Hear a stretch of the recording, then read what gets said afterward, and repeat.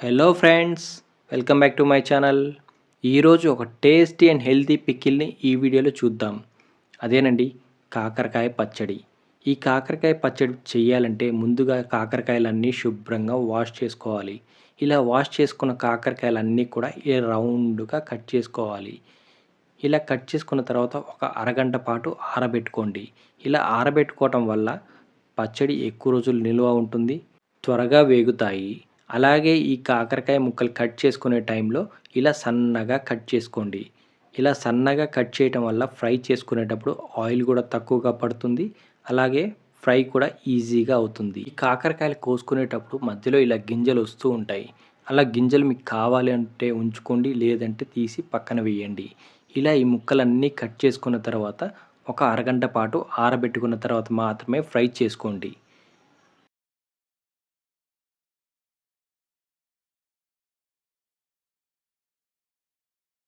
Stove పైన ఒక కళాయి పెట్టుకొని ఇది కొద్దిగా హీట్ అయిన తర్వాత ఇందులో ఒక స్పూన్ మెంతులు, 2 స్పూన్ల ఆవాలు, అలాగే ఒక టేబుల్ స్పూన్ జీలకర్రను కూడా వేయండి.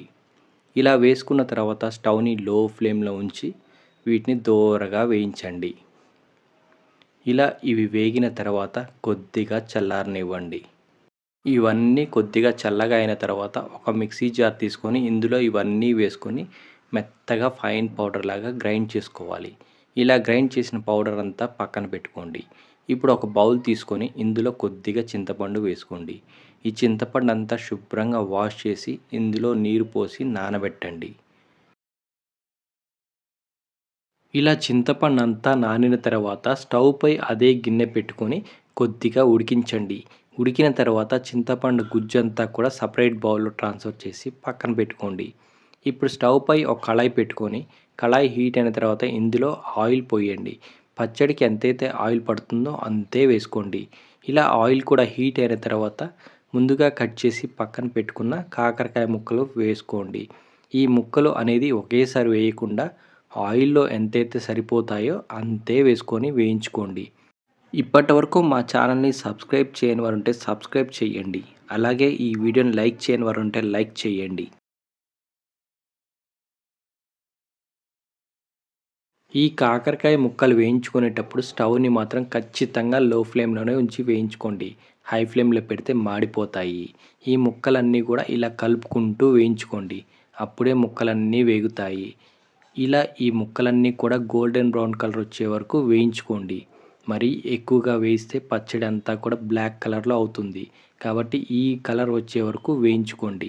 ఇలా వేయించిన ఈ కాకరకాయ ముక్కలన్నీ కూడా సపరేట్ ఒక బౌల్‌లో ట్రాన్స్‌ఫర్ చేసి పక్కన పెట్టుకోండి.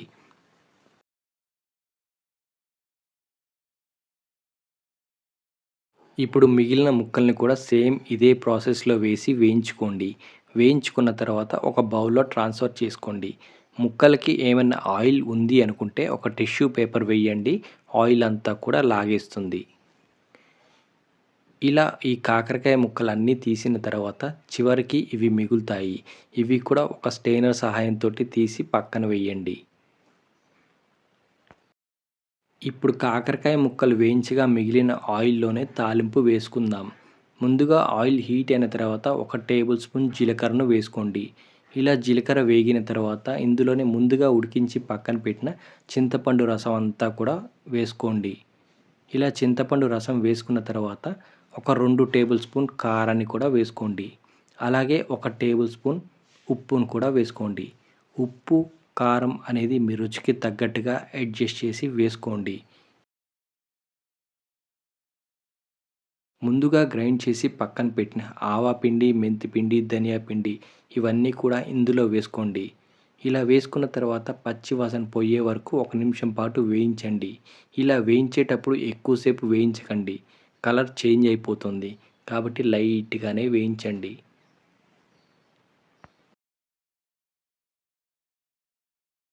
ఇలా 1 నిమిషం పాటు వేయించుకున్న తర్వాత ఇందులోనే కచ్చా పచ్చాగా దంచి పెట్టుకున్న 10 లేదా 15 వెల్లిపాయలను వేసుకోండి.